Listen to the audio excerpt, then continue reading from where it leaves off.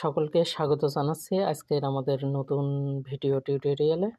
তো আপনারা অনেকেই বলতেছেন যে রিডট পে এই কার্ডটা নিতে কত লাগবে। এখানে তো রেগুলার $10 বা অনেকেই কার্ড অ্যাপ্লাই করতে পারছেন না, তাদের জন্য কিভাবে $5 আপনারা কার্ড নেবেন সেই ছোট্ট একটি টিপস। আপনারা প্রথমে এই রিডট পেতে আপনারা যাবেন।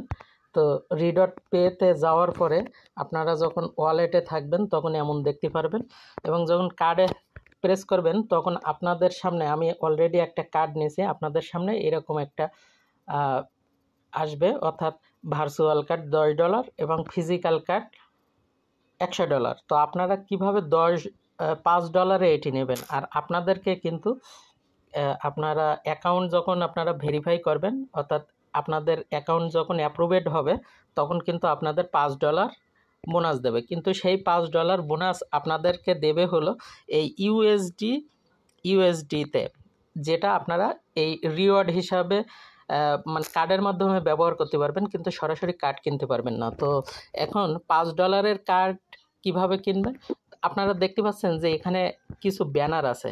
এই যে হোমে চাপ দিলে, ওয়ালেটে চাপ দিলে এখানে কিছু ব্যানার দেখতে পাচ্ছেন। এই যে এখানে আছে যে লিমিটেড টাইম সেল, এই limited time sale virtual card, এখানে ক্লিক দেবেন। দেওয়ার পরে আপনারা দেখবেন যে এই যে মানে ফ্ল্যাশ সেল স্টার্ট হবে কখন, $5 এই যে কার্ড আপনারা এখানে দেখতে পারবেন, এবং এখানে স্টার্ট হবে।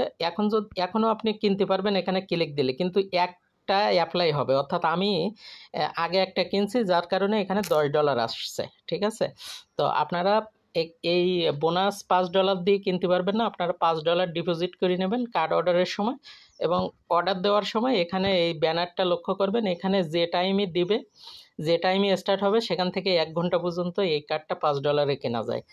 তো সকলকে ধন্যবাদ, আপনারা খুব সহজে এই কার্ডটা কিনবেন। এটি কিন্তু প্রতিদিন